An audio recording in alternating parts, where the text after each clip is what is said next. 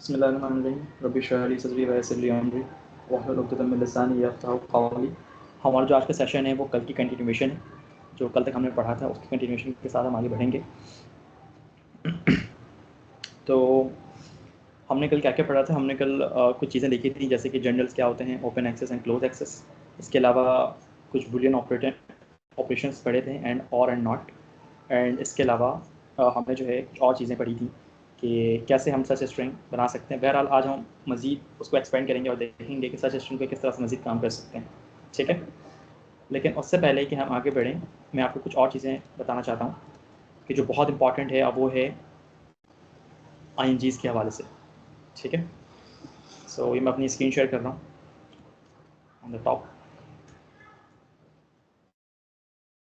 तो आप मेरी स्क्रीन पे देख सकते हैं कि यहाँ पर एक डेटा मौजूद है जो कि US मेडिकल पार्टिसिपेंट्स का, यानी कि जिन्होंने मैच किया है, 2024 या 23 का डेटा है। ये साल का नहीं है, पिछले सालों का है। तो उस डेटा को दिखाने का मकसद ये था कि जो रिसर्च रिक्वायरमेंट इन मैच, यानी कि जो लोग USA में मैच कर रहे होते हैं, फील्ड्स के हिसाब से उनको कितने रिसर्च पेपर्स रिक्वायर्ड होते हैं। जो हमारा सेकंड कॉलम आपको दिख रहा है, आप उस पर फोकस करिएगा, जो कि चार्ट 9 के साथ मौजूद है। तो आप देख रहे होंगे कि यहाँ पर जो ब्लू कलर की लाइंस दिख रही हैं वो मैच वाली लाइंस हैं, और जो ग्रीन लाइंस हैं वो नॉन मैच लाइंस हैं। तो इसमें सबसे ज़्यादा अगर हम देखें तो एनेस्थेसियोलॉजी के अंदर तकरीबन 5.1 रिसर्च पेपर्स ऑन एवरेज चाहिए होते हैं। इस तरीके से अगर मैं ऑन द राइट साइड पर आ जाऊँ तो प्लास्टिक सर्जरी में मैच के लिए तकरीबन 19 रिसर्च पेपर्स चाहिए होते हैं। ऑर्थोपेडिक सर्जरी में तकरीबन 29 रिसर्च पेपर्स चाहिए होते हैं, ठीक है। इस तरह से जनरल सर्जरी के अंदर 5.6, डायग्नोस्टिक रेडियोलॉजी के अंदर 7, और चाइल्ड न्यूरोलॉजी के अंदर तकरीबन 5.7। बताने का मकसद ये है कि रिसर्च इतनी ज़्यादा ज़रूरी है कि अगर आप रिसर्च नहीं करेंगे तो आप कहीं पर भी स्टैंड नहीं कर सकते, ठीक है। तो आपने कोशिश करनी है कि आप जो भी दे रहे हो, USMLE कर रहे हो, AMC कर रहे हो, या अरब कंट्रीज़ जा रहे हो, तो आपको रिसर्च आनी चाहिए, प्लस आपकी पब्लिकेशंस होनी चाहिए जो कि आपके रेज्यूमे में एक स्ट्रॉन्ग फीचर की तरह काम करेगी, ठीक है। कहीं पर भी आप जाएंगे आपको अपने रेज्यूमे में रिसर्च की ज़रूरत पड़ेगी ही पड़ेगी। तो हम कोशिश करेंगे कि इंशाअल्लाह आने वाले 10-15 दिनों के अंदर कि हम ज़्यादा से ज़्यादा फोकस करें कि हम किस तरह से बेहतर तरीके से रिसर्च कर सकते हैं और उनको पब्लिकेशन उसकी कर सकते हैं, ठीक है। तो कल के सेशन के बाद हमने ये सोचा कि बहुत से बच्चों ने अटेंड नहीं किया होगा, तो हमने इसकी यूट्यूब वीडियो भी अपलोड कर दी थी क्योंकि आप लोगों के लिए आसानी हो जाए। तो हमने टीम से डिस्कस किया, उन्होंने कहा कि आप एक काम करें कि एक न्यू डेमो क्लास भी रख लें जो कि इसकी कंटिन्यूएशन हो, ताकि जो बच्चे कल अटेंड नहीं कर सके थे वो आज अटेंड कर लें। तो आप ही लोगों के लिए अटेंड किया गया है। अब ये लास्ट सेशन है, इसके बाद जो है हम अब जो है वो नहीं करेंगे, फ्री सेशंस नहीं करेंगे, सारे आगे जाके पेड होंगे, ठीक है। ओके, तो उस सबसे पहले हम रिसर्च स्टडी डिज़ाइन को समझ लेते हैं कि अब जो हम रिसर्चर्स पढ़ने जा रहे हैं उनकी रिसर्च स्टडी डिज़ाइन क्या होती है, कितने टाइप्स ऑफ रिसर्च होते हैं, और उनकी जो क्वालिटी ऑफ इंफॉर्मेशन है वो किस तरह से वेरी करता है। जैसा आप इस पिरामिड के अंदर देख रहे होंगे कि सबसे लोवेस्ट पे आता है ओपिनियंस और एक्सपर्ट्स ओपिनियंस। यहाँ पर लेटर टू एडिटर्स भी आ जाते हैं, ठीक है। लेटर टू एडिटर जो अभी हम इस कोर्स के अंदर पढ़ेंगे वो इस समझ ले पिरामिड के बेस पे है। उसके ऊपर केस सीरीज और केस रिपोर्ट्स भी हमारे कोर्स में शामिल है, ये भी हम पढ़ेंगे। उसके ऊपर जो ज़्यादा हायर एविडेंस होता है वो केस कंट्रोल स्टडीज़ का होता है, कोहर्ट स्टडीज़ का होता है, देन रैंडमाइज कंट्रोल ट्रायल्स का होता है। तो जो ये 3 स्टडीज़ हैं, RCTs यानी कि randomise control trials, cohort studies and case control studies, ये हमारे अभी स्कोप से बाहर है। स्टूडेंट्स जो हैं वो ये 3 रिसर्चेस नहीं कर सकते हत्ता कि उनको फंडिंग ना मिले। अगर आपको बहुत ज़्यादा फंडिंग मिल रही है और आपके पास बहुत टाइम है, और इसमें लाखों में फंडिंग चाहिए होती है, रैंडमाइज कंट्रोल ट्रायल्स को, कोहर्ट स्टडीज़ को, केस कंट्रोल स्टडीज़ को कंडक्ट करने के लिए बहुत ज़्यादा पैसे लगते हैं, तो ये फिलहाल स्टूडेंट्स के स्कोप से बाहर है, ठीक है। लेकिन मज़े की बात यह है कि जो ऊपर जो स्टडीज़ आप देख रहे हैं कि मेटा एनालिसिस, सिस्टमैटिक रिव्यू, इनका सबसे ज़्यादा हाई लेवल ऑफ एविडेंस होता है, लेकिन इनमें 1 रुपये भी खर्च नहीं होता इन स्टडीज़ को कंडक्ट करने के लिए। और मज़े की बात यह है कि एज अ स्टूडेंट हम इन स्टडीज़ को ईजिली कंडक्ट कर सकते हैं। सो हम ये जो मेटा एनालिसिस सिस्टमैटिक रिव्यू है, ये हमारे एडवांस कोर्स के अंदर जो है ये डिस्कस किया गया है। जबकि जो हमारा बेसिक कोर्स है वो उसमें case reports, opinions, cross sectional studies और इसके अलावा ऑडिट्स हैं। अच्छा, यहाँ पर क्रॉस सेक्शनल स्टडीज़ लिखी भी नहीं है। क्रॉस सेक्शनल स्टडीज़ जो इस पिरामिड में केस कंट्रोल और केस सीरीज़ के दरमियान यहाँ पर आती हैं, ठीक है।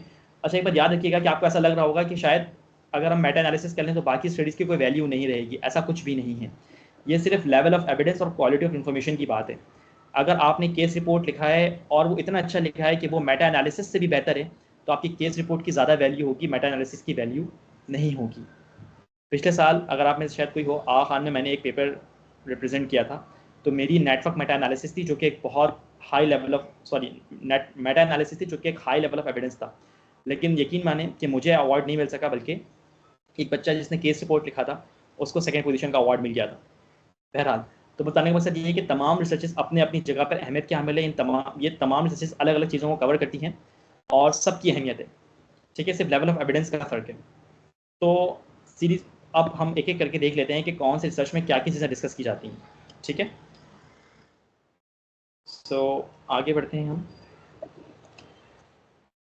तो टाइप्स ऑफ एपिडेमियोलॉजिकल स्टडीज़, उसके अंदर दो तरह की स्टडीज़ होती हैं। एक हमारे पास एक्सपेरिमेंटल होता है और एक नॉन एक्सपेरिमेंटल होता है। एक्सपेरिमेंटल स्टडीज़ के अंदर जो है रैंडमाइज कंट्रोल ट्रायल होता है, अभी इसको हम डिस्कस कर लेंगे क्या होता है ये। नॉन एक्सपेरिमेंटल में फिर दो टाइप्स आती हैं, डिस्क्रिप्टिव एंड एनालिटिकल। डिस्क्रिप्टिव के अंदर केस रिपोर्ट और केस सीरीज ये हम अपने कोर्स के अंदर कवर करेंगे। क्रॉस सेक्शनल को हम कवर करेंगे, को जैसे पहले आपको पहले बताया कि केस कंट्रोल, कोहर्ट और रैंडमाइज कंट्रोल ट्रायल ये हमारे स्कोप से बाहर है, स्टूडेंट्स इसको नहीं कर सकते, इसके लिए बहुत ज़्यादा फंडिंग चाहिए होती है, ठीक है। तो ये तो हमने डिस्कस कर लिया था कि सर्च इंजन और जर्नल क्या होता है, इसको मैं फिर से डिस्कस नहीं कर रहा। मैंने आपको बता दिया था कि सर्च इंजन क्या होते हैं, स्कोपस, वेब ऑफ साइंस। चले मैं इसके मतलब फिर टू वर्ड करा देता हूँ। जैसे यहाँ पर लिखा है ना, यहाँ पर पबमेड, तो पबमेड ये हमारा पबमेड की main screen, this is the PubMed, ठीक है। This is the Google scholar, यहाँ पर भी आके आप आर्टिकल सर्च कर सकते हैं। दिस इज द कॉकरेन लाइब्रेरी, यहाँ पर आप RCT सर्च कर सकते हैं, बहुत सारे आके, ठीक है। सो अगर मैं आगे बढ़ूँ मज़ीद, तो पाकिस्तानी चैनल्स के हवाले से मैंने कल कुछ बात की थी, तो मैंने उस तक मुझे लिंक नहीं मिल रहा था, ये लिंक मुझे आज मैंने इसे एडजस्ट कर दिया है। मैंने ऑलरेडी वेबसाइट खोल रखी है, तो आप यहाँ पर देख सकते हैं कि यहाँ पर बहुत सारे पाकिस्तानी चैनल्स के लिस्ट मौजूद है। ये देखें, अगर मैं थोड़ा सा स्क्रीन को जूम करूँ, ठीक है, तो आप देख रहे होंगे यहाँ पर लिस्ट आ रही है, ये सारे पाकिस्तानी चैनल्स के नेम हैं और यहाँ पर इनके कुछ फीचर्स आ रहे हैं, जैसे कि PMDC इंडेक्सेशन और पबमेड इंडेक्सेशन। आपने चेक ये करना है कि जब भी आप कोई जर्नल चेक कर रहे हो तो आपने देखना है कि उसका पबमेड इंडेक्सेशन लाजमी हो, ठीक है, ये बहुत ज़रूरी है। कुछ हो ना हो, बस पबमेड इंडेक्सेशन होनी चाहिए। तो पाकिस्तान में हमारा मुल्क कितना अच्छा है माशाल्लाह से, अच्छे खासे जर्नल्स मौजूद हैं। देखिए यहाँ पर लिस्ट देखते हैं, जर्नल से जर्नल्स हैं, लेकिन कोई भी जर्नल यहाँ पर पबमेड इंडेक्स नहीं है। तो यहाँ पर मुझे नीचे आके एक मिला है जो APSP है, ये पबमेड इंडेक्स है। और मेरी नॉलेज के मुताबिक पाकिस्तान में टोटल जितने भी जर्नल्स हैं उसमें सिर्फ 6 जर्नल्स ऐसे हैं जो कि पबमेड इंडेक्स हैं, ठीक है, सिर्फ 6 जर्नल्स ऐसे हैं जिसमें आपको APS पे भी मिल गया अभी। अगर मैं नंबर 9 पे जाऊँ तो यहाँ पर शायद कोई एक मिल जाए, नहीं यहाँ पर नहीं है। नंबर 2 यहाँ पर भी कोई नहीं है। यहाँ पर जामा है, आई गेस वो पबमेड, ये देखिए यहाँ पर एक मिल गया, ये JCPSP, ये एक पबमेड इंडेक्स जर्नल होता है। इस तरीके से journal of Ayub medical college, ये भी पबमेड इंडेक्स है। जब HEC ने कुछ कैटेगरी डिवाइड की हुई है, अब वो कैटेगरी होती है WXYZ कैटेगरी। ये देखें में वाई लिखा हुआ है, वाई लिखा हुआ है, YW लिखा हुआ है।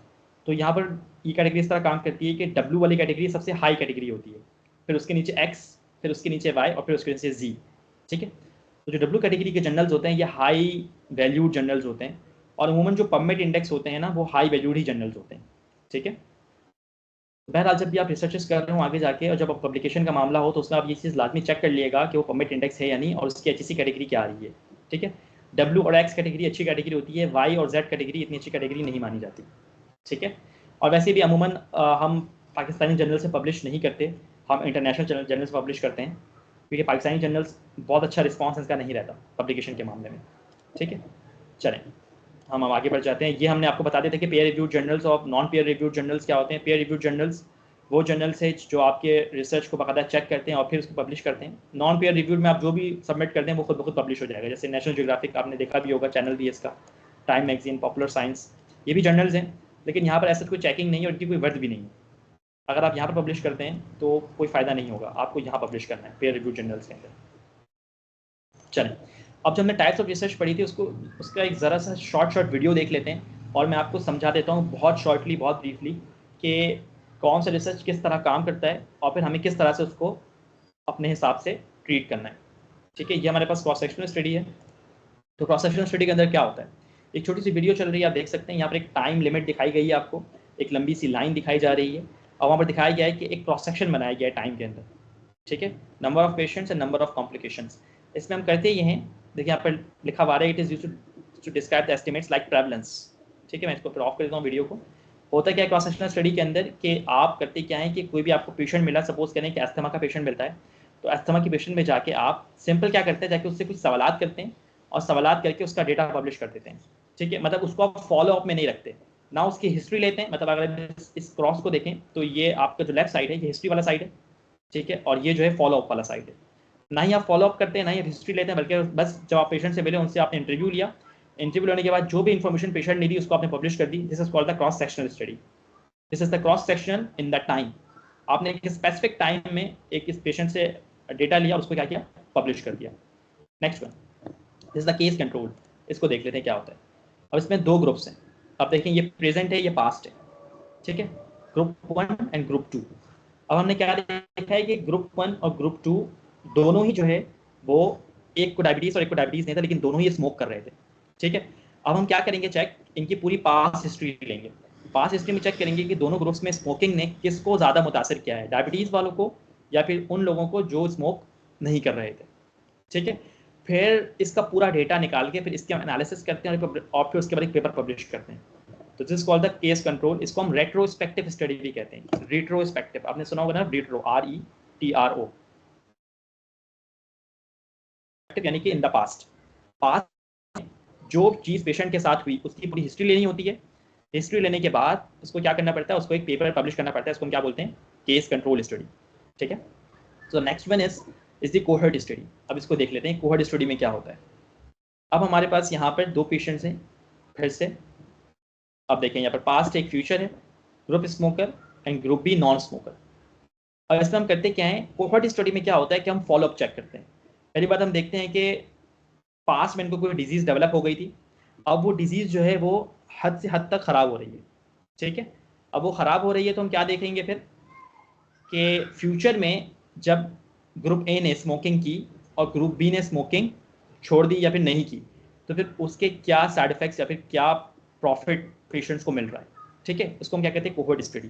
अच्छा, जो कोहर्ट स्टडी होती है इसमें फॉलो अप होता है कि सपोज करें एक पेशेंट आया, उससे आपने इंटरव्यू लिया, फिर उसको बोला कि आप 6 महीने बाद आइएगा, फिर वो 6 महीने बाद आता है, फिर उसको आप चेकअप करते हैं, फिर उसके आप रिपोर्ट्स करवाते हैं, फिर वो 6 महीने बाद फिर आता है, फिर उसका आप चेकअप करते हैं, रिपोर्ट्स कराते हैं, इस तरह से मामला चलता है।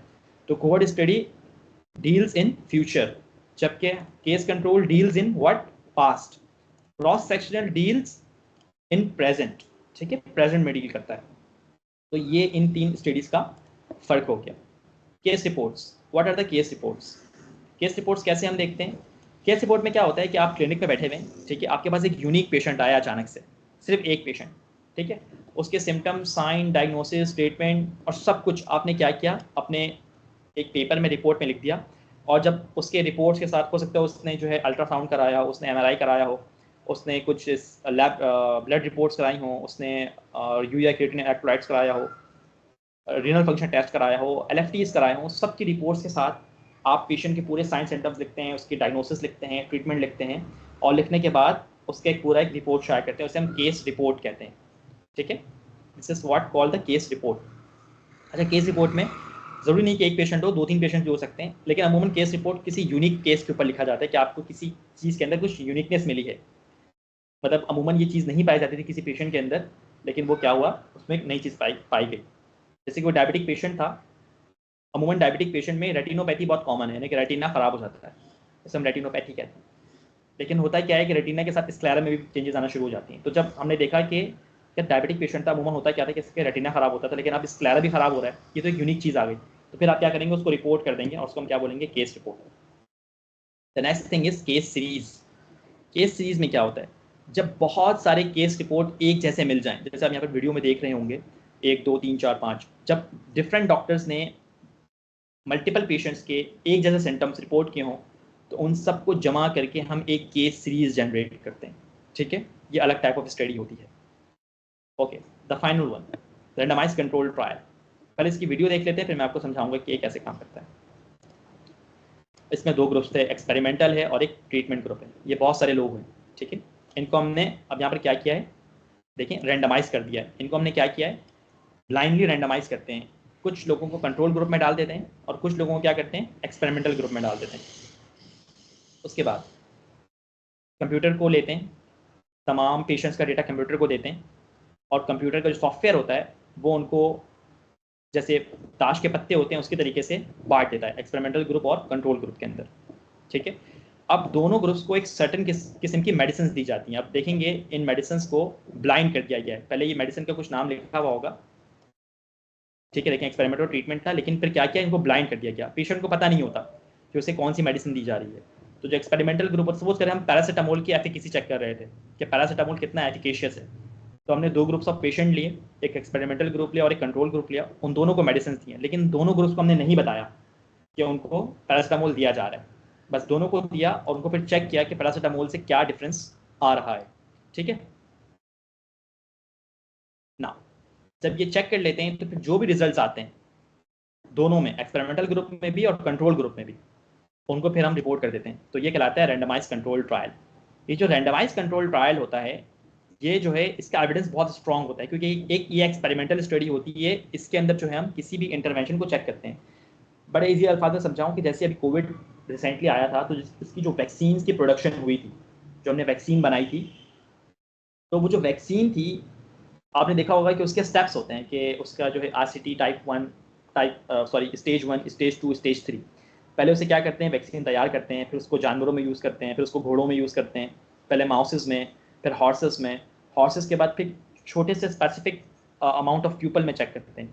फिर जब FDA अप्रूव कर देती है, यानी कि फूड ड्रग अथॉरिटी जो कि USA के अंदर मौजूद है, तो फिर वो ड्रग अप्रूव होकर पूरी दुनिया में फैल जाती है। ठीक है, इस तरह से कोविड की वैक्सीन फैली थी, तो उसको बहुत टाइम भी लगता है, 2-2 साल लग जाते हैं। तो वो जो ड्रग की एफिकेसी चेक करने के लिए, या फिर कोई जो न्यू इंटरवेंशन आती है उसकी एफिकेसी चेक करने के लिए जो स्टडी यूज़ की जाती है, वो रैंडमाइज कंट्रोल ट्रायल है। और जैसे मैंने पहले बताया कि randomise control trial student level पे हम नहीं कर सकते, क्योंकि ये अमूमन फार्मास्यूटिकल कंपनीज ही कर रही होती है, क्योंकि वही दवा बनाती हैं और फिर वही उसकी एफिकेसी को चेक करती हैं। सही है। The next one is the systematic review. What is the systematic review? Review means आप किसी भी ऑलरेडी पब्लिश्ड डेटा को रिव्यू करते हैं, फिर से चेक करते हैं सिस्टमैटिक वे में। ये देखिए बहुत सारे डेटा था, ठीक है, मैं फिर से इसके पीछे ले जाता हूँ। आपने बहुत सारे डेटा को जो है रिव्यू किया, ठीक है, जमा किया, और उसके बाद उसकी क्या की, एनालिसिस की। इस लेवल ऑफ एनालिसिस को हम मेटा एनालिसिस कहते हैं। ठीक है, आपने क्या किया, आपने डिफरेंट RCTs को, मैं बता रहा हूँ आपको, आप जो है जब भी आप सिस्टमैटिक रिव्यू और मेटा एनालिसिस करते हैं तो उसके अंदर कुछ पेपर्स को जमा करते हैं, बहुत सारे RCTs को, बहुत सारे कोहर्ट स्टडीज़ को, बहुत सारे केस कंट्रोल्स को और बहुत सारे क्रॉस सेक्शनल्स को। इनको आप ऐड करते हैं, ऐड करने के बाद इनके डेटा की समरी निकालते हैं और फिर उसको एक सिस्टमैटिक रिव्यू की शक्ल देते हैं। ठीक है, सिस्टमैटिक रिव्यू देखिए एक पेपर बनता है इनका, 20-30 पेपर मिलके एक पेपर बनता है। ठीक है, उसके बाद उसकी एनालिसिस को हम मेटा एनालिसिस कहते हैं। ठीक है, और ये हायर लेवल ऑफ एविडेंस होता है। मैं फिर से आपको वापस उस रिसर्च पिरामिड की तरफ ले जाता हूँ कि this is the research pyramid. आपने देखा होगा कि यहाँ पर मेटा एनालिसिस, सिस्टमैटिक रिव्यू सबसे हाई पोजीशन पे मौजूद है। ठीक है, आपको दिख रहा है जैसे मैंने बताया कि सिस्टमैटिक RCTs यानी कि randomised control trial, cohort studies और केस कंट्रोल स्टडीज़ को मिला के हम जो है मेटा एनालिसिस और सिस्टमैटिक रिव्यू जनरेट करते हैं। मतलब it is a summary of already published papers.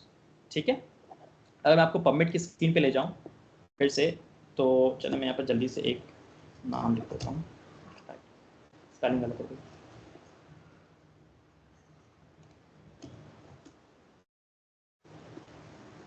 अगर आप पबमेड की स्क्रीन को देखें तो आप यहाँ पर देखें, यहाँ पर कुछ फिल्टर्स लगे हुए हैं। अब इस फिल्टर से जब नीचे लेके आऊँ, देखिए यहाँ पर लिखा हुआ है क्लिनिकल ट्रायल यानी कि randomised control trial, meta analysis, observational studies. Observational study में क्या क्या आती है, मैंने बताया था आपको, case controls, cohorts and cross sectional studies, ये तीनों ऑब्जर्वेशनल स्टडी के अंदर आती है। Randomised control trial, systematic review. समझ में आ रही बात? तो यहाँ पर ऑलरेडी पबमेड ने अलग अलग सेक्शंस दिए हुए हैं कि आपने कौन सी स्टडी पढ़नी है। सपोज मैंने डायबिटीज सर्च किया और डायबिटीज सर्च करने के बाद मुझे क्या पढ़ना है, मुझे मेटा एनालिसिस पढ़नी है, मैंने मेटा एनालिसिस में क्लिक कर दिया, तो पबमेड अब मुझे वही स्टडीज दिखाएगा जिसमें मेटा एनालिसिस हुई भी होगी। अब डायबिटीज़ की मुझे सिर्फ मेटा एनालिसिस मिलेगी। अब मैं क्या करता हूँ, मैं यहाँ पर ऑब्जर्वेशनल स्टडी भी लिख देता हूँ। तो अब मुझे क्या कर रहा है पबमेड कि मुझे अब दोनों स्टडीज़ दिखा रहा है, ऑब्जर्वेशनल स्टडीज़ भी दिखा रहे हैं, देखिए यहाँ पर देखिए मैं माउस कर्सर को, मेटा एनालिसिस भी दिखा रहा है और ऑब्जर्वेशनल स्टडीज़ भी दिखा रहा है। ठीक है, तो इस तरह से यहाँ पर काम चलता है। सो आई गेस यहाँ तक अपनी बात समझाने में कामयाब रहा हूँ। प्लीज़ आप हैंड रेज कर दें या रिएक्ट कर दें कि जहाँ तक आपको यहाँ तक बात समझ में आ गई, तो इंशाल्लाह हम आगे बढ़ेंगे। ठीक है,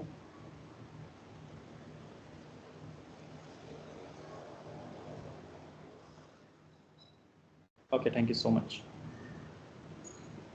चलें वापस चलते हैं। सही है, तो जहाँ पर हमारे पास जो है हमने रिसर्च पिरामिड को डिस्कस कर लिया है। अब मैं आपको कल के रिसर्च के हवाले से आगे लेके चलता हूँ कि how to make a search string. उससे पहले मैंने कल थोड़ी बहुत डिस्कस की थी चीज़ कि मेडलाइन क्या होती है, मेडलाइन पे हम किस तरह से काम करते हैं। मेडलाइन क्या था, मेडलाइन लाइब्रेरी थी। इस डायग्राम को समझ के आपको फिर समझ में आ जाएगी मेडलाइन एक लाइब्रेरी थी। अब मेडलाइन, पबमेड ने मेडलाइन से सारा डेटा जो है फ्री अपने पास जमा कर लिया। तो अगर आपने कहीं से पेपर पढ़ना है तो आप डायरेक्ट पबमेड पर जाके पढ़ सकते हैं। ठीक है, यहाँ पर एक और चीज़ मुझे डिस्कस करनी थी, वो थी MeSH. MeSH stands for medical subject headings. Medical subject headings. अब मेरी बात गौर से सुनिएगा, अभी स्क्रीन को देखने से ज़्यादा बेहतर मेरी बात को गौर से सुने। What is the medical subject heading? हम मेडिसिन, आप तमाम लोग एमबीबीएस कर रहे हैं और आपको पता है कि मेडिसिन के अंदर किसी भी एक डिजीज़ या फिर कोई एक वोकैबुलरी जो हम मेडिसिन में यूज़ करते हैं उसके बहुत सारे सिनोनियम्स होते हैं। ठीक है, एक वर्ड है, सपोज करें डायबिटीज़। तो डायबिटीज़ के साथ हाई शुगर लेवल यूज हो जाता है। डायबिटीज़ एक सिंड्रोम है, तो उस सिंड्रोम में ओबेसिटी भी शामिल है, मेटाबॉलिक सिंड्रोम भी शामिल है। ठीक है, डायबिटीज़ के अंदर रेटिनोपैथी भी होती है, डायबिटीज़ में रीनल फेलियर भी हो जाता है, डायबिटीज़ में कोलेस्ट्रॉल लेवल भी बढ़ जाता है। बताने का मकसद ये है कि पबमेड में एक कंट्रोल वोकैबुलरी यूज़ की जाती है, क्योंकि डिफरेंट लैंग्वेजेस दुनिया के अंदर है। इंग्लिश भी है, फ्रेंच भी है, और क्या क्या है, स्पेनिश है, फारसी है यानी कि पर्शियन लैंग्वेज है। अब ये जो जितने भी डेटा है, ये जितने भी लैंग्वेजेस हैं, उन तमाम लैंग्वेजेस के पेपर पबमेड में पब्लिश होते हैं। ठीक है, सिर्फ इंग्लिश नहीं है, अक्सरियत तो इंग्लिश यानी कि मेजॉरिटी इंग्लिश पेपर्स होते हैं, लेकिन इसके अलावा पेपर्स जो हैं वो पब्लिश हो रहे होते हैं। तो हो सकता है कि सपोज करें कि आपने लिखा है हाइपरटेंशन। ठीक है, लेट्स सपोज आपने हाइपरटेंशन लिखा है, सही है। पबमेड, आपने हाइपरटेंशन लिखा, पबमेड ने आपको हाइपरटेंशन का रिजल्ट दे दिया। लेकिन हो सकता है कि अब जिन जिन ऑथर्स ने हाइपरटेंशन लफ्ज़ अपने स्टडी में इस्तेमाल किया होगा वो यहाँ पर शो होना शुरू हो जाएगा। ठीक है, ये देखें हाइपरटेंशन शो हो रहा है, लगातार हाइपरटेंशन शो हो रहा है। लेकिन आपको पता है कि हाइपरटेंशन के लिए हाई ब्लड प्रेशर का लफ्ज़ भी यूज़ होता है, सही है। अब अगर मैं यहाँ पर सीधा हाई ब्लड प्रेशर लिख दूँ, ओके, हाई ब्लड प्रेशर लिखूंगा तो अब यहाँ पर देखिए सिर्फ हाई ब्लड प्रेशर आ रहा है, high blood pressure, high blood pressure, blood pressure, blood pressure, hypertension भी कहीं कहीं आ जा रहा है। ठीक है, तो मैश क्या करता है कि मैश इन वोकैबुलरीज को कंट्रोल करता है। कंट्रोल किस तरह करते हैं, चले हम आपको मैश एक बार दिखा देता हूँ। एक न्यू स्क्रीन खोलते हैं। ठीक है, यहाँ पर पबमेड को लगाते हैं। मैं आपको मैश तरीके समझा दूँ कि व्हाट इज द मैश, उसके बाद फिर हम आगे बढ़ जाएंगे। चलो यहाँ से आप पबमेड की स्क्रीन पे खोलने के बाद आप स्क्रॉल डाउन करेंगे तो आपके ऊपर मैश का एक ऑप्शन मिलेगा, आप इसे ऑप्शन पे क्लिक करें, आप मैश की स्क्रीन पे चले जाएंगे। अब मैं यहाँ लिखता हूँ, चलें हाइपरटेंशन, आपको दिखा देता हूँ। हाइपरटेंशन लिखा, तो अब यहाँ पर पबमेड क्या, मैश के जो सिस्टम है वो क्या करेगा कि हाइपरटेंशन की बहुत सारी डेफिनेशंस जो है वो दे देगा। ये देखें बहुत सारी डेफिनेशंस आ रही हैं, hypertension, familiar primary pulmonary hypertension, mask hypertension, white coat hypertension, intraabdominal hypertension, hypertension pregnancy induced. इसका फ़ायदा ये होगा कि जब आप यहाँ पर आएंगे तो आप इन तमाम डेफिनेशंस को पढ़ेंगे। पढ़ने के बाद आप देखेंगे कि भाई मेरा मतलब जो है हाइपरटेंशन से क्या है, क्या मैं ये हाइपरटेंशन देख रहा हूँ या मैं व्हाइट कोट हाइपरटेंशन देख रहा हूँ। ठीक है, अगर किसी को व्हाइट कोट हाइपरटेंशन नहीं पता तो मैं इसको हल्का सा डिस्कस कर ले रहा हूँ अभी। व्हाइट कोट हाइपरटेंशन का मतलब ये होता है कि अमूमन आपका ब्लड प्रेशर कंट्रोल है, लेकिन जैसे ही आप किसी फिजिशियन को देखें या सर्जन को देखें या क्लिनिकल सेटअप में जाएं तो आपका ब्लड प्रेशर हाई हो जाए एंजाइटी की वजह से। This is called the white coat hypertension. Suppose करें मुझे हाइपरटेंशन व्हाइट कोट चाहिए था, तो अब मैं क्या करूंगा, ये व्हाइट कोट हाइपरटेंशन पे क्लिक करूंगा और क्लिक करने के बाद यहाँ पर ऐड टू सर्च फिल्टर कर दूंगा। अब जैसे ही यहाँ पर आया व्हाइट कोट हाइपरटेंशन, देखिए इसके आगे क्या लिखा हुआ आ गया, मैश। अब मैं इस मैश को यहाँ से कॉपी करूंगा और जाके अपने सर्च स्क्रीन पे पेस्ट कर दूंगा। ठीक है, अब जब यहाँ पर मैश लिखा हुआ आ गया ना, तो इसका मतलब ये है कि जो डेफिनेशन पबमेड ने यहाँ पर इंट्रोड्यूस कराई है, लेकिन उसी डेफिनेशन के मुताबिक अब आर्टिकल्स मुझे मिलेंगे। और आप देख रहे होंगे कि आर्टिकल सिर्फ 75 मिल रहे हैं, बहुत कम आर्टिकल्स मिल रहे हैं जब आपने मैश लगाया। तो ये क्या करता है कि स्पेसिफाई कर देता है चीज़ों को। चलें, अभी हमने क्या देखा था कि हाइपरटेंशन का सिनोनिम क्या होता है, हाई ब्लड प्रेशर होता है।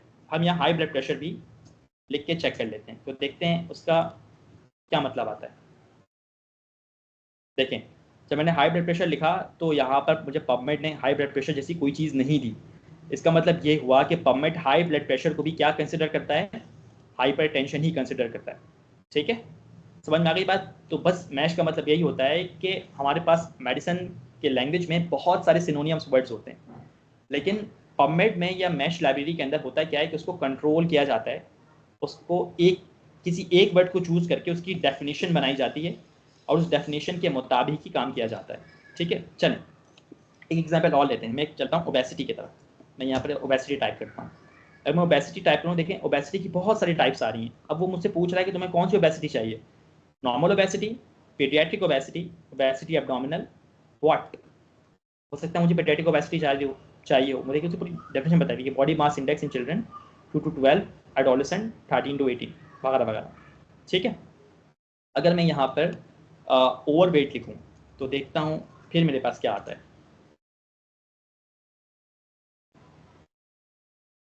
अब देखें ओवर वेट का भी इन्होंने सिर्फ एक डेफिनेशन दी है कि व्हाट इज ओवर वेट, जिसका बीएमआई देखें यहाँ पर लिखा हुआ है 25 to 29.9 होता है। और आपने अगर बीएमआई पढ़ा हो बायोकेमिस्ट्री के अंदर आपको पता होगा कि 29.9 के बाद ही ओबेसिटी शुरू होती है। ठीक है, अगर मैं यहाँ पर अंडर वेट लिखूँ, अंडर वेट की बीएमआई अलग आ रही होगी।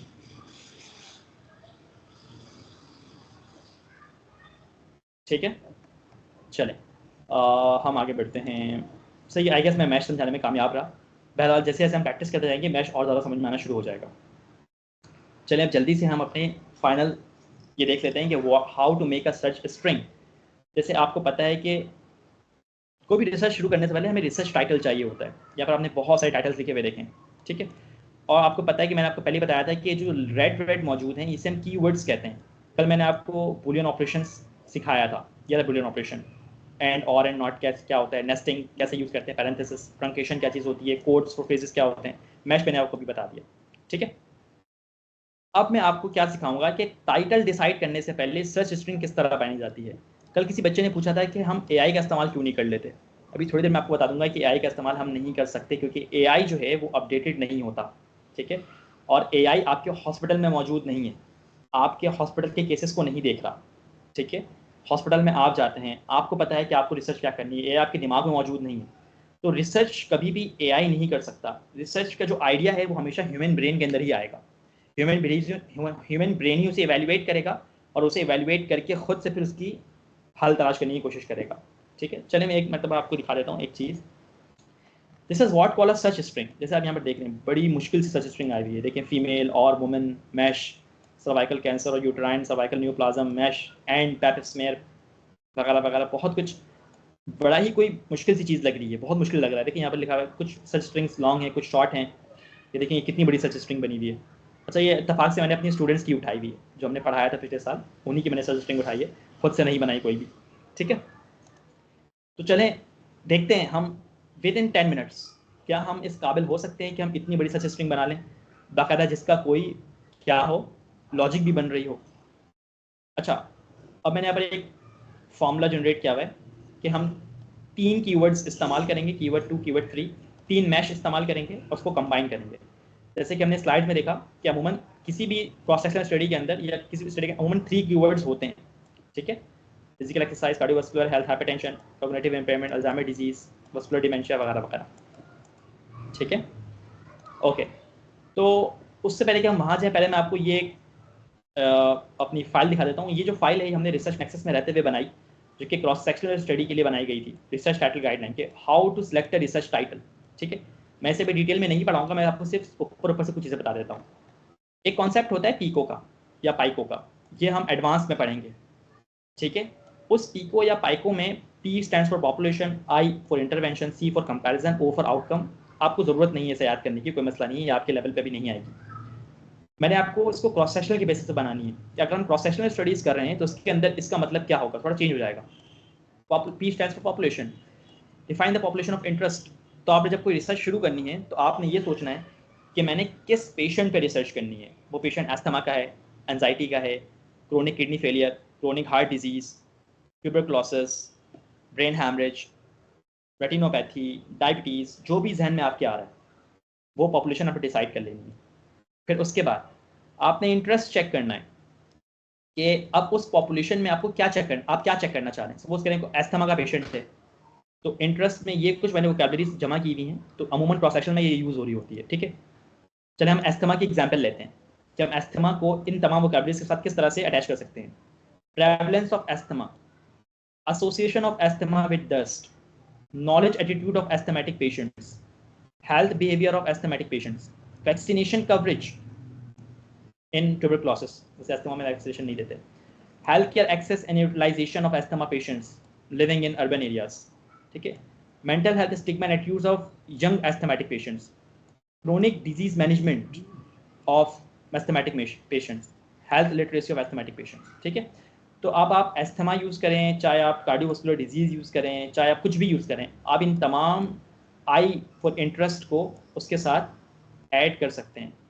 सी स्टैंड्स फॉर कॉन्टेक्स्ट। आपने सेटिंग डिस्क्राइब करनी होती है कि आप स्टडी कहाँ कर रहे हैं। आप हॉस्पिटल में कर रहे हैं, आप किसी शहर में कर रहे हैं, आप किसी क्लिनिक में कर रहे हैं, ठीक है, किस मुल्क में कर रहे हैं। तो सेटिंग स्टैंड्स फॉर कि आप स्टडी कहाँ कर रहे हैं, ठीक है। बस ये बात समझ लें। ऑन अ लाइटर नोट हम जल्दी सब यहाँ आ जाते हैं अपने कीवर्ड्स पे। चलिए मैं बहुत एग्जांपल ले लेता हूँ एस्थमा की ही, मैं आगे कहीं नहीं जा रहा, मैं एस्थमा की एग्जांपल ले लेता हूँ, ठीक है। मेरा कीवर्ड 1 क्या है? एस्थमा, ठीक है, ओके। अब मैं क्या करूँगा कि एस्थमा के साथ मैं जो है और लगाऊंगा और इसका जो है एक सिनोनियम तलाश करूँगा। तो एस्थमा के लिए हम क्या सिनोनियम यूज़ कर सकते हैं? I guess respiratory illness is better, respiratory illness, ठीक है। ये एक मैंने कीवर्ड ले लिया। और जैसे मैंने आपको बताया कि हम कीवर्ड 2 में क्या हमने पी डिसाइड कर लिया, अपने पी क्या डिसाइड किया हमने? अस्थमा डिसाइड किया। अब हमें क्या कीवर्ड 2 चाहिए? कीवर्ड 2 क्या चाहिए? हमें चाहिए इंटरेस्ट। तो चलें हम कर लेते हैं यहाँ पर नॉलेज एटीट्यूड कर लेते हैं, ठीक है। चलें नॉलेज एटीट्यूड ले लेते हैं, नॉलेज एटीट्यूड, ठीक है। इसका मैं वो क्या ले सकता हूँ, कम से कम एक आपने क्या करना है, सिनोनियम लेना है और लगा के अवेयरनेस हो सकता है, ठीक है। I guess it's right. Keyword 3। अब कीवर्ड 3 में आपकी चॉइस है कि आप चाहें तो अगेन पी ले लें। देखिए मैंने बताया ना, पी में क्या क्या हो सकता है, डिजीज हो सकता है, एज हो सकता है और जेंडर हो सकता है। तो कॉन्टेक्स्ट भी ले सकते हैं, लेकिन मैं चलें अगेन पी ले रहा हूँ, मैं अडल्ट में चेक करना चाह रहा हूँ, ठीक है। मैं इसे क्या कर रहा हूँ, कीवर्ड 3 में अडल्ट देख रहा हूँ। क्या अडल्ट की कोई सिनोनियम हो सकती है? चलें छोड़ देते हैं, इसका सिनोनियम छोड़ देते हैं, क्योंकि ज़रूरी नहीं कि आप तमाम चीज़ों का सिनोनियम लें। अब आपने करना क्या है कि इन जो भी कीवर्ड्स आपने सर्च किए हैं इन सब का मैश निकालना है। चलें जल्दी जल्दी निकाल लेते हैं। एस्थमा को यहाँ से कॉपी किया, हम जाते हैं अपने मैश टर्म पे, यहाँ पर पेस्ट किया एस्थमा को, हम चेक कर लेते हैं कि हमें एस्थमा कौन सा चाहिए। अब देखते हैं बहुत सारी डेफिनेशन आ गई एस्थमा की हमारे पास, asthma, asthma occupational, asthma aspirin, बहुत चूज, लेकिन मैं चाह रहा हूँ मैं सिंपल एस्थमा ले लूँ और मैं कुछ नहीं चाह रहा। इसको मैं यहाँ से डिलीट करूँगा, मैंने ऐड कर दिया, ठीक है। यहाँ से मैंने एस्थमा उठाया, कॉपी एंड देन पेस्ट, ठीक है। MeSH 2 knowledge attitude, copy, I am going towards the MeSH में गया, मैंने यहाँ सर्च किया, जो देखता हूँ मुझे यहाँ कुछ मिलता है या नहीं, मुझे कुछ नहीं मिला। चले मैं इसका एक काम करता हूँ, सिनोनियम ले लेता हूँ। दिस इज़ द सिनोनियम, मैंने ये सिनोनियम चेक किया था, अवेयरनेस डाल के चेक कर लेता हूँ। चले अवेयरनेस डाल दिया, सर्च, अवेयरनेस, हाँ अवेयरनेस का मुझे मैश मिल गया। चले मैं अवेयरनेस का मैश जो है वो यहाँ पर ऐड कर देता हूँ। Add to search builder, awareness का मैश किया मैंने, कॉपी एंड पेस्ट, ठीक है, मैश आ गया। मैश 3, मैश 3 क्या हमारे पास, कीवर्ड 3 क्या था हमारे पास, अडल्ट था, अडल्ट लिया हमने यहाँ पर, इसका मैश लिया, कॉपी किया एंड पेस्ट। अब देखिए यहाँ पर अडल्ट क्या डिफाइन कर रहा है, young person having full growth और maturity, adults are of 19 to 44 years of age. मतलब मुझे पबमेड ये बता रहा है कि अडल्ट्स कौन होते हैं, जो कि 19 से 44 साल की उम्र के मौजूद होते हैं, ठीक है। मुझे पसंद आ रहा है, मैं ये से ले लूँगा, मैं पहले से डिलीट करूँगा और अडल्ट्स को यहाँ पर एज अ मैश ऐड कर दूँगा, ठीक है। ऐड हो गया, copy and then paste here, बड़ा आसान हो गया। अब आपने करना है क्या है, इन सबको कंबाइन करना है। जो 3 कीवर्ड्स हैं और 3 मैश हैं, तो कीवर्ड 1 और मैश 1 के दरम्यान में और लगेगा, ठीक है। कीवर्ड 2 मैश 2 के दरम्यान में और लगेगा, इस तरह से कीवर्ड 3 और मैश 3 के दरम्यान में और लगेगा, और बाकी इन सब के अमंग एंड लगेगा। मैं दिखा देता हूँ किस तरह से होगा। लेट्स सपोज मैंने यहाँ से एस्थमा लिया, कॉपी, ठीक है, एस्थमा मैश, कस्टमर मैश उठाया, copy and then paste here. इन दोनों के दरमियान में आपने करना क्या है, और लगा देना, ठीक है। और लगाने के बाद ब्रैकेट क्लोज दोनों साइड से, ठीक है। हमने क्या किया, कीवर्ड 1 और मैश 1 ले लिया। अगेन एंड, अब मैं एंड लगाऊंगा। मैं क्या करूंगा, keyword 2 and what MeSH 2, MeSH 2 ले लिया। पहले और लगा लें, फिर मैश 2 लें, ब्रैकेट क्लोज करें, bracket close.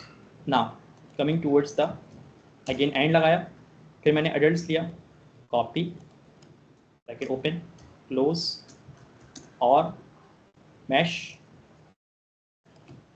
Copy, bracket close. अब देखें कितना टाइम लगा। मेरे ख्याल से 8 मिनट मैंने गिन के देख लिए कि 8 मिनट में मैंने अपने वेरिएबल्स भी, यानी कि जो हमारे कीवर्ड्स थे वो भी सिलेक्ट किए, उनके सिनोनिम्स भी लिखे, मैश भी लिया, और हमने एक अच्छा सा छोटा सा कंबाइंड सच स्ट्रिंग तैयार कर लिया है। जो आपको ऊपर बड़ा कॉम्प्लेक्स लग रहा था, ये देखें यहाँ पर और एंड कुछ यूज़ नहीं हुआ हुआ, सिर्फ और एंड आप देख रहे होंगे मैश वगैरह यूज़ हुआ हुआ, सब कुछ वही यूज़ है। आपने भी सेम वही चीज़ बना ली है बड़े सिंपल तरीके से, कुछ नहीं है। ये सब चीज़ें भी बिल्कुल बस इसमें डिफरेंस क्या है कि आपने सिर्फ 3 कीवर्ड्स यूज़ किए हैं, यहाँ पर सबसे ज़्यादा कीवर्ड्स यूज़ किए हों, लेकिन प्रिंसिपल सेम ही है और कोई डिफरेंस नहीं है, ठीक है। चलें इसको उठाते हैं और ले चलते हैं अपने पबमेड स्क्रीन के ऊपर, और यहाँ पर जाके पहले मैं फ़िल्टर्स हटा दूँ, फ़िल्टर्स हटा देता हूँ, clear all filters, clear all filters. And यहाँ पर मैंने यहाँ पर इसे पूरी सच स्ट्रिंग जो मेरी थी मैंने इसे पेस्ट कर दिया। सर्च करने के बाद बहुत सारे रिजल्ट्स आ रहे हैं, लेकिन नहीं, इतने रिजल्ट मुझे चाहिए ही नहीं। तो मैं क्या करूँगा, मैं ऑब्जर्वेशनल स्टडीज़ को चेक करूँगा, क्योंकि जाहिर सी बात है मुझे क्रॉस सेक्शनल चेक करने हैं। ऑब्जर्वेशनल स्टडी में मैंने क्लिक किया, कितने आ रहे हैं, 2000 समथिंग। अब ऑब्जर्वेशन में मुझे क्या चेक करना है, क्रॉस सेक्शनल चेक करना है, ठीक है। मैं यहाँ पर क्या करूँगा, एंड लगाऊंगा, again double quotes, cross sectional, double quotes close. अब देखते हैं मुझे क्रॉस सेक्शनल कितने मिलते हैं। मैंने सर्च किया, 558 स्टडीज़ मुझे किसकी मिल रही हैं, सिर्फ क्रॉस सेक्शनल की। वेट अ सेकेंड, मेरे ख्याल से नॉलेज एटीट्यूड में मुझे यहाँ पर एक वो लगाना था। चलिए मैं ऊपर कर देता हूँ, चलिए स्टडीज थोड़ी कम हो जाएंगी अभी।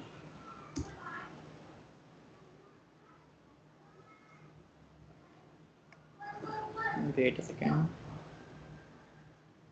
क्लोज, नॉलेज एटीट्यूड और अवेयरनेस हटाना है, ठीक है। इसको लेकर पेस्ट करते हैं यहाँ पर।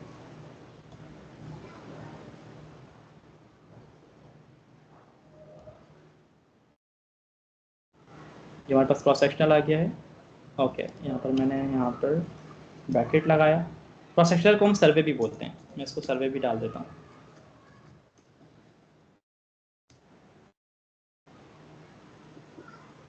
ठीक है, अब हमारे पास सबसे कम स्टडी, अब क्लियरली फाइन आया, 39 स्टडीज़ आ गई, जिसमें तमाम की तमाम क्या है, ऑब्जर्वेशनल क्रॉस सेक्शनल्स हैं, ठीक है। और देखिए मैंने आपके सामने ही एक वर्ड लिया, 3 कीवर्ड्स लिए, और उसको नैरो डाउन करते करते कितनी स्टडीज़ पर आ गया, 39। अब how to select a topic, अब तो हमने कीवर्ड्स तो देख लिया, मुझे समझ में आ गया कि भाई इन कीवर्ड्स के ऊपर काम किया जा सकता है, क्योंकि इनके ऊपर स्टडीज़ बहुत कम है 2013 से 2025 तक। अगर मैं इसको और स्क्रॉल डाउन करूँ 2020 तक ले आऊँ तो फिर देखता हूँ कितनी स्टडीज़ आती हैं, क्योंकि हमने एडवांस स्टडी को देखना है ना, कि जो रिसेंटली पब्लिश हुई है। सिर्फ 12 स्टडीज़ आ रही हैं। अब तो बहुत ईजी हो गया मामला। मैं क्या करूँगा, इन तमाम स्टडीज़ को खोल, इनके सबसे पहले इनकी जो टाइटल्स पढ़ूंगा और फिर इनके एब्स्ट्रैक्ट्स पढ़ूंगा। एब्स्ट्रैक्ट क्या होता है, मैं एक बार खोल के दिखा देता हूँ। Abstract is the summary of a study. आप जब भी कोई स्टडी खोलते हैं, देखिए यहाँ पर एब्स्ट्रैक्ट लिखा हुआ है, ठीक है, छोटा सा लिखा हुआ होता है, ये समरी दी होती है स्टडी की। तो आपने बस ये चंद स्टडीज जो आपके सामने आई हैं 12-13 स्टडीज़, इनके टाइटल्स और एब्स्ट्रैक्ट को पढ़ लेना है, और बस ये चेक करना होगा कि यहाँ पर गैप कहाँ है, मतलब इन स्टडीज़ के अंदर कौन सी चीज़ डिस्कस नहीं की गई, ठीक है, वो चीज़ निकालनी है। उसके बाद अपना एक न्यू टाइटल जो है बना लेना है, और फिर उस पर स्टडी तो कंडक्ट कर लेनी है। इसके अलावा ये भी हम कर सकते हैं कि डिफरेंट टाइटल्स को निकाल के उनके डिफरेंट कीवर्ड्स को आपस में मैच करके एक न्यू एसोसिएशन बना सकते हैं। हो सकता है एक बात थोड़ी सी कंफ्यूज लग रही हो अभी, लेकिन अभी टाइटल सिलेक्शन का बिल्कुल अलग टॉपिक है, उसमें तकरीबन 1 घंटा चाहिए अलग से, ठीक है। जो टाइटल हम यहाँ पर बनाया जाता है इसके लिए 1 घंटा चाहिए। अब आप यहाँ पर जो है चैट जीपीटी की हेल्प ले सकते हैं, लेकिन फिर मैं कहूँगा चैट जीपीटी आपको वही नॉलेज देगा, वही डेटा देगा जो कि ऑलरेडी क्या है, पब्लिश है। जो ऑलरेडी पब्लिश है वो न्यू डेटा नहीं दे सकता आपको। न्यू डेटा के लिए आपने खुद दिमाग लगाना है, खुद थोड़ी सर्चिंग करनी पड़ेगी, और सर्चिंग करने के बाद आपने एक न्यू टॉपिक को एक्सप्लोर करना होगा। Yes, it takes a lot of time, लेकिन बहुत ज़्यादा स्पेसिफिक होने की वजह से आपका जो पब्लिकेशन के चांसेस हैं बहुत ज़्यादा बढ़ जाते हैं। ठीक है, तो बस मेरे ख्याल से अब थोड़ा टाइम भी ज़्यादा हो रहा है, और यहाँ पर मैं यहाँ पर इसे कंप्लीट करता हूँ। तो मेरे ख्याल से मुझे अपने हैंड रेस करते हैं, यहाँ तक आपको बात बिल्कुल क्लियरली समझ में आई है। ठीक है, सही है, जहाँ तक मैं समझ गया कि आपको बात बिल्कुल सही समझ में आई है। ओके, चलें, अब मैं आपको एक चीज़ बताता हूँ लिंक्डइन के हवाले से, जो कि बहुत ज़्यादा इंपॉर्टेंट है और आप लोगों को ये सीखना पड़ेगा।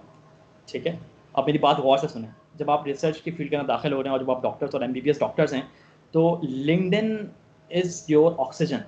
अगर आपकी लिंक्डइन प्रोफाइल नहीं है और अगर आपने लिंक्डइन प्रोफाइल नहीं बनाई हुई, तो आप अभी भी 200 साल पीछे जी रहे हैं। यकीन माने, इंस्टाग्राम, फेसबुक सब बेकार है। अगर लिंक्डइन प्रोफाइल नहीं है तो आप कुछ भी नहीं कर सकेंगे लाइफ जाके प्रोफेशनली। मैं आपको अपनी प्रोफाइल दिखा देता हूँ ताकि आपको समझ में आ जाए। आप मेरी बात गौर सुनिए, कोई अभी लीव नहीं करना, मेरी बात गौर से सुनते जाओ कि मैं क्या बोल रहा हूँ। 2 से 3 महीने लगेंगे, हम आपकी पूरी हेल्प करेंगे कि लिंक्डइन प्रोफाइल किस तरह जनरेट करते हैं, किस तरह बनाते हैं। देखिए, मेरी लिंक्डइन प्रोफाइल है, ठीक है, और इसको मैंने तकरीबन 1 साल के अरसे में इतना ऊपर, मतलब अच्छा खासा जो है इसको ग्रो दिया है। मैं दिखाना ये चाह रहा हूँ, देखिए सर्विसेज में हमारे पास स्टार्स मिले हुए हैं, ये फीचर सेक्शन है, कुछ एक्टिविटी आई हुई है। असल में आपको मैं कमेंट्स दिखाना चाह रहा हूँ। देखिए, ये डॉक्टर्स हैं, इन्होंने जो ना मुझे रिकमेंडेशन दी हुई है, यानी कि जो मेरी स्किल्स थी, जो मैंने इनको काम करके दिया था, उसके ऊपर उन्होंने मेरे रिकमेंडेशन दी हुई है, यानी कि कमेंट किया हुआ है। इसमें से कुछ यूएसए के हैं, कुछ कतर के हैं, कुछ पाकिस्तान से भी हैं। ये देखें, ये रहे। इसके अलावा अगर आप मेरा मैसेज सेक्शन देखेंगे, तो हर रोज़, तकरीबन हर रोज़ मेरी किसी न किसी इंटरनेशनल डॉक्टर से बात हो ही रही होती है। लिंक्डइन एक ऐसी चीज़ है, यकीन माने, अगर किसी कंपनी का सीईओ भी है, किसी हॉस्पिटल का सीईओ भी है, वो आपको इंस्टाग्राम पे कभी रिप्लाई नहीं करेगा, कभी आपको व्हाट्सएप पर रिप्लाई नहीं करेगा, लेकिन लिंक्डइन पे लास्ट में रिप्लाई कर देगा, क्योंकि LinkedIn is the place of professionals. ठीक है, तो इसी को देखते हुए हमने बड़ी मेहनत से एक लिंक्डइन ई बुक तैयार की थी। मैं आपको दिखा देता हूँ, अभी आप आए हैं तो कुछ सीख के जाएँ। वेट अ सेकंड, ये देखें, ये लिंक्डइन ई बुक मैंने एक वक्त में तैयार की थी, कंप्लीट लिंक्डइन ई बुक थी, सही है, जिसमें मुकम्मल डिटेल थी कि आप किस, और ये खास तौर पर देखिए यहाँ पर लिखा हुआ भी है कि this for the medical professionals, यानी कि जो मेडिकल प्रोफेशनल्स हैं उनके लिए ही तैयार की गई थी। ठीक है, उसमें हर चीज़ मैंने डिटेल में लिखी हुई है कि आप किस तरह से बैनर बना सकते हैं, प्रोफाइल पिक्चर यूज़ कर सकते हैं, बैनर का साइज़ क्या होना चाहिए, कलर थीम क्या होनी चाहिए, आपने एक्सपीरियंस सेक्शन में क्या लिखना है, फीचर सेक्शन में क्या डालना है। ठीक है, फॉलोइंग प्रोफाइल्स, अब लिंक्डइन टिप्स, आपने किस किस को फॉलो करना है, किसको कनेक्ट करना है, कैसे मैसेजेस भेजने हैं, किस तरह चैट इनिशिएट करनी है। जैसे यहाँ पर देखा ना आपने, यहाँ पर चैट्स देखने, कितनी सारी चैट इनिशिएट हुई हुई है। मैंने बहुत को रिप्लाई भी नहीं किया हुआ है, देखें, टाइम ही नहीं मिल पाता, इतनी चैट्स होती हैं। तो वेट अ सेकंड, मुझे 1 मिनट दें।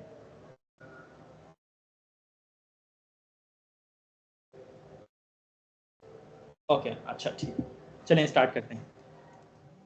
सो बताने का मकसद ये है कि लिंक्डइन बहुत ज़रूरी है, और इसके लिए मैंने टीम से डिस्कस किया था और उन्होंने भी ये कहा है कि आप बच्चों की हेल्प करना चाह रहे हैं। मैंने कहा हाँ, हेल्प करना चाह रहा हूँ, इनको लिंक्डइन सिखानी पड़ेगी क्योंकि बहुत पीछे रह गए हैं। सो अब हम करेंगे ये कि आपको हम ये लिंक्डइन ई बुक सेंड कर देंगे, ठीक है, ताकि आप अपनी लिंक्डइन प्रोफाइल बना लें। इसके अलावा लिंक्डइन ई बुक के साथ हमारा यूट्यूब पे इसकी वीडियो भी मौजूद है, आप वो भी देख सकते हैं जाके। अगेन अभी हम 5 मिनट का ब्रेक लेंगे। अब इसके लिए हम ये चाह रहे हैं कि फीडबैक फॉर अ गिफ्ट, हम ये लिंक्डइन ई बुक आपके पर्सनल पे सेंड कर देंगे, अभी इसी वक्त आपके व्हाट्सएप पे सेंड कर देंगे। हमें बस ये चाहिए कि अभी आप क्या करें, अभी हम 5 मिनट का ब्रेक लेते हैं। जितने भी स्टूडेंट्स यहाँ पर हैं, आप किसी भी ग्रुप से हैं, ABCD के ग्रुप से हैं या P1 P6 से हैं, किसी भी ग्रुप से हैं, S1 S2 किसी से भी हैं, आप जाके हमें 4 से 5 सेंटेंसेस का एक फीडबैक लिख दें अभी इसी वक्त, फ़ौरन जाके। अभी आप ग्रुप ये चैट लीव नहीं करिएगा, मीटिंग लिंक लीव नहीं करिएगा अभी, क्योंकि कुछ बातें बतानी बाकी हैं। 5 मिनट का हम ब्रेक लेंगे सिर्फ अभी, आप जाके वहाँ कमेंट कर दें। ठीक है, तो जिन जिन लोगों ने कमेंट किया होगा, यानी कि फीडबैक दिया हुआ होगा, उन तमाम लोगों को हम पर्सनल पे ये लिंक्डइन ई बुक जो मैंने आपको दिखाई है, ये हम सेंड कर देंगे फ्री ऑफ कॉस्ट, हमें कोई इसमें वो नहीं है। इसके बाद जब हमारा सेशन चल रहा होगा, कौन सा सेशन, बाकायदा जब हम इसको, जो पेड सेशन होगा क्रॉस सेक्शनल वाला, ये बेसिक रिसर्च का, तो उसमें फिर हम डिटेल में इस ई बुक को समझा देंगे कि किस तरह से अपनी लिंक्डइन प्रोफाइल बनानी है। ठीक है, तो अभी मैं आपसे यही चाहूँगा कि अगर आपको हमारा सेशन पसंद आया है, 5 मिनट दे रहा हूँ मैं आपको, फ़ौरन से जाएँ, कमेंट्स करें अपने ग्रुप्स के ऊपर, फीडबैक। इससे ये होगा कि हमें खुशी भी होगी कि ज़्यादातर हमने अच्छा पढ़ाया तो मज़ा आएगा। प्लस जो और स्टूडेंट्स हैं उन्हें मोटिवेशन मिलेगी कि वो भी ये सेशन ज्वाइन करें। ठीक है, चलें 3 2 1 स्टार्ट। 5 मिनट का ब्रेक है, आप जाके फ़ौरन कमेंट करें ग्रुप्स के अंदर, आपके मैसेज खोल दिए गए। 5 मिनट बाद फिर से हम इससे स्टार्ट करेंगे और कुछ एक्स्ट्रा चीज़ें मैं आपको बताऊँगा। चलें, is a 5 minute break. We are waiting for your response.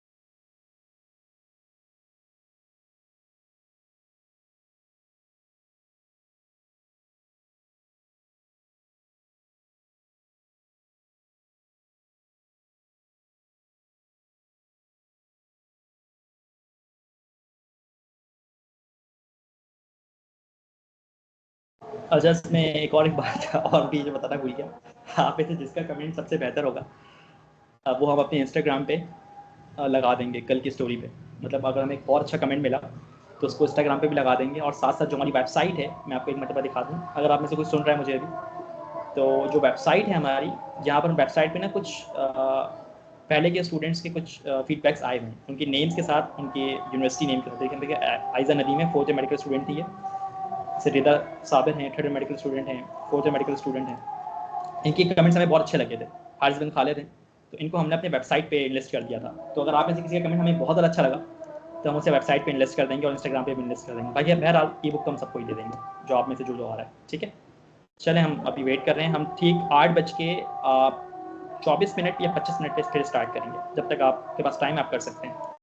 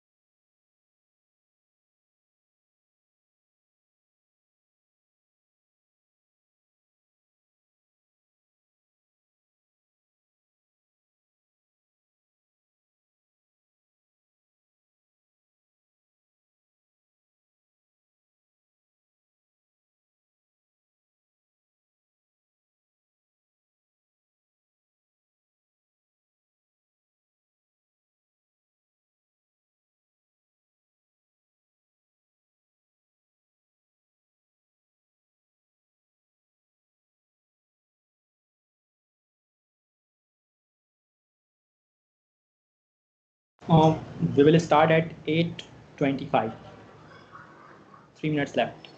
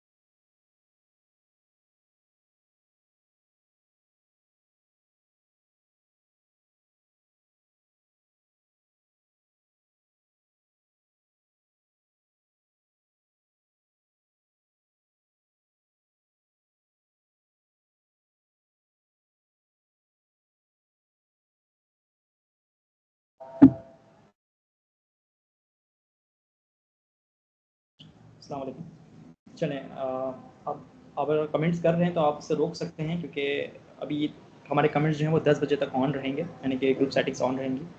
10 के बाद हम इसे ऑफ़ कर देंगे एंड जो है फिर रजिस्ट्रेशन जो है वो 10 बजे स्टार्ट हो जाएगी, और स्टार्ट होने के बाद बाकी जो लिंक्डइन बुक है वो आपको भेज दी जाएगी, जिन्होंने कमेंट कर दिया और जिनका कमेंट अच्छा है उनको हम वेबसाइट पे या फिर अपने इंस्टाग्राम पे चढ़ा देंगे। ठीक है, टाइम आपके पास 10 बजे। अगर आप चाहें तो बेहतर कमेंट्स भेज सकते हैं, क्योंकि फिर उसे हमें इंस्टाग्राम पे लगाना होगा, तो फिर वो एक खूबसूरत सा होना चाहिए, और फिर वेबसाइट पे फिर बात ही अलग है। चलें, आप कंटिन्यू करते हैं। सो बहुत बहुत शुक्रिया आपके अच्छे फीडबैक्स के लिए। इंशाल्लाह उस पर हम आपको लिंक्डइन ई बुक जो है वो सेंड कर देंगे। नेक्स्ट, चलें, लिंक्डइन अप्रोच करते मैंने बता दिया आपको, ये पूरी एक जर्नी होती है रिसर्च की, जैसे हम लोगों ने कवर की है वो आपको मैं समझा देता हूँ। कि पहले आपने लिंक्डइन प्रोफाइल को बहुत बेहतर बनाना है और बेहतर तरीके से काम करना है और लोगों को अप्रोच करना है। लिंक्डइन से फ़ायदा ये होगा कि आप अपने यूएस में लोग रह रहे हैं, कतर में लोग रह रहे हैं, ऑस्ट्रेलिया में हैं, कहीं पर भी हैं, आप उनसे आराम से अपनी नेटवर्किंग बढ़ा सकते हैं। थोड़ी सी मेहनत करनी पड़ेगी, लेकिन प्रोफाइल के ऊपर प्रोफाइल पर मेहनत कर लें, खूबसूरत सी प्रोफाइल बना लें, फिर तो मौज ही मौज आ गई। Research paper new assembly match मैंने आपको दिखा दिया था वो स्क्रीन, कि कौन कौन सी फील्ड्स कितने कितने पेपर्स मांग रही होती हैं। मेरे नॉलेज के मुताबिक कि जो ईएनटी है, ईएनटी, डर्मा, ऑर्थोपेडिक्स और हाँ, एंटी डर्मा एंड ऑर्थोपेडिक्स, ये जो 3 फील्ड्स हैं ये बहुत हाई डिमांडिंग फील्ड्स हैं। मतलब इनके जो रिसर्च पेपर्स हैं वो तकरीबन 80 70 तक जाते हैं। मतलब इनका मैच करना इतना आसान ही नहीं है, बहुत ज़्यादा इनमें पेपर्स चाहिए होते हैं। अब कुछ बच्चे क्वेश्चंस करते हैं कि हमें रिसर्च करने चाहिए या इलेक्टिव्स और इंटर्नशिप। ठीक है, तो इसकी बात मैं आगे आगे समझाता हूँ कि रिसर्च वर्सेस इलेक्टिव्स, इंटर्नशिप और पाकिस्तान और अब्रॉड। अगर आपने पाकिस्तान छोड़ना है तो फिर आपको दोनों चीज़ें करनी पड़ेंगी, रिसर्च भी करनी पड़ेगी और इंटर्नशिप भी करनी ही पड़ेगी। ठीक है, रिसर्च आप यहाँ बैठ के कर सकते हैं, लेकिन इंटर्नशिप आपको यूएसए जाके करनी पड़ेगी और वो जगह बहुत ज़्यादा महंगी होती है। ठीक है, तो हर कोई अफोर्ड भी नहीं कर पाता, सीधी सी बात है। पाकिस्तान के अंदर इलेक्टिव्स करने चाहिए या नहीं करने चाहिए? पाकिस्तान में अगर आपको इलेक्टिव्स करने हैं तो आपने अच्छे हॉस्पिटल्स को चूज़ करना है, जैसे आगा खान, शिफा इंटरनेशनल, ठीक है। इसके अलावा जो इमरान खान का है, शौकत खानम, ये जो हॉस्पिटल्स हैं, लियाकत नेशनल जो कराची में, ये जो हॉस्पिटल्स हैं, यहाँ पर रिसर्च इलेक्टिव्स करना बहुत आपको फ्रूटफुल साबित होगा और आपकी सीवी में भी बहुत ज़्यादा लोड देगा। लेकिन याद रखिएगा, जो पाकिस्तान में इलेक्टिव्स होते हैं वो यूएसए वाले नहीं मानते, या ऑस्ट्रेलिया या फिर कतर वाले नहीं मानते। लेकिन अगर आपने पाकिस्तान में रहते हुए रिसर्च की तो उसकी बहुत वैल्यू होगी और फिर वो पूरे दुनिया में रिकॉग्नाइज की जाती है, ठीक है। तो बस ये बात बतानी थी कि आप जो स्टूडेंट्स हैं वो अपना टाइम वेस्ट ना करें। स्टूडेंट क्या करते हैं, टाइम वेस्ट करते रहते हैं। भाई अब एमबीबीएस की स्टडीज़ बहुत डिफरेंट हो चुकी हैं। अब आप सिर्फ जीपीएस स्कोर करके और अच्छा सिर्फ किताब रट्टा मार के आपको जॉब नहीं मिलेगी, आप आगे एक्सेल नहीं कर पाएंगे। आपको लाजमन रिसर्चेस करनी है और इलेक्टिव्स करने हैं। मैं कितने ही अपने जो दोस्तों को जानता हूँ कि जो सिर्फ जीपीएस के चक्कर में लगे रहे और बस हमें जीपीए लानी है, हमें रट्टा मारना है, हमने पूरी रॉबिन्स पढ़ ली, हमने जो है पूरी जो है गाइडन पढ़ ली है, हमने जो फार्माकोलॉजी की जो बुक्स हैं लेपेनकॉर्ट पूरी पढ़ ली है, तो भाई कोई फ़ायदा नहीं होने वाला। आप अगर सिर्फ किताब बुक वर्म है तो एमबीबीएस में आपका सर्वाइवल बहुत मुश्किल है। आपको एक्स्ट्रा एकेडमिक्स में काम करना पड़ेगा, ठीक है। ओके, अच्छा, अब यहाँ पे कुछ एआई वेबसाइट्स हैं, जैसे कि Rayyan.ai, QuillBot, research rabbit, connected paper, slit maps. ये जो वेबसाइट्स हैं, इनमें कुछ हम आपको इसकी इंटरवेंशन आपको क्रॉस सेक्शनल स्टडीज़ के अंदर बताएंगे किस तरह से इसको हम यूज़ कर सकते हैं। कुछ एलटीज़ में काम आएंगी, कुछ केस रिपोर्ट्स में काम आएंगी और कुछ जो है वो सिस्टमैटिक रिव्यूज़ में काम आएंगे। तो हर एक एआई अलग अलग तरीके से काम करता है। तो हमारा जो कोर्स जो डिज़ाइन है वो इस तरह डिज़ाइन है कि उसमें एआई की जो इंटरवेंशन है बहुत ज़्यादा है, काम को आसान करने के लिए ज़्यादा है कि आपको जो रिसर्च पेपर लिख रहे हैं तो बहुत तेज़ी के साथ वो रिसर्च पेपर जो है वो आप लिख सकते हैं एआई के इंटरवेंशन की वजह से, ठीक है। लेकिन कैसे एआई इस्तेमाल करना है वो हम बताएंगे, क्योंकि ऐसा नहीं हो कि आपने बोला कि भाई मुझे जो है ट्यूबरक्लोसिस के ऊपर एक आर्टिकल लिख के दे दो, तो वो आपने आपको ChatGPT ने लिख के दे दिया, ऐसा कुछ भी नहीं वाला। वो पब्लिश ज़िंदगी में कभी पब्लिश नहीं हो पाएगा। सो किस तरह काम करना है, कैसे करना है, स्टेप बाय स्टेप आपको हम मुकम्मल गाइड करें, ठीक है। चलें, बस यहाँ तक मेरी बात थी। 10 बजे तक कमेंट्स खुले हैं, आप कमेंट्स कर सकते हैं, हम आपके कमेंट्स देख रहे हैं। 10 बजे के बाद हम सेटिंग ऑफ कर देंगे, रजिस्ट्रेशन ऑन हो जाएगी, ठीक है। रजिस्ट्रेशन जो है वो मंगल तकरीबन 4 या 5 बजे तक ऑन रहेगी और ट्यूसडे यानी कि मंगल को ही तकरीबन हम इसी टाइम से 7:30 बजे से या फिर रात 9:30 बजे से हम बाकायदा अपना जो पेड कोर्स सेशन है वो स्टार्ट कर देंगे। बाकी जो ये वीडियो थी ये यूट्यूब पे अपलोड होगी या नहीं होगी ये तो हम बाद में डिस्कस करेंगे। शायद हम ये वीडियो यूट्यूब पे अपलोड ना करें, क्योंकि आज बच्चे शायद कम थे, तो जिन्होंने ले लिया बहुत अच्छी बात है, जिन्होंने नहीं लिया वो महरूम रह गए। तो अब शायद हम ये वीडियो उन्हीं को प्रोवाइड करें जो कि रजिस्टर करेंगे, ठीक है। चलें, थैंक यू सो मच, अल्लाह हाफ़िज़।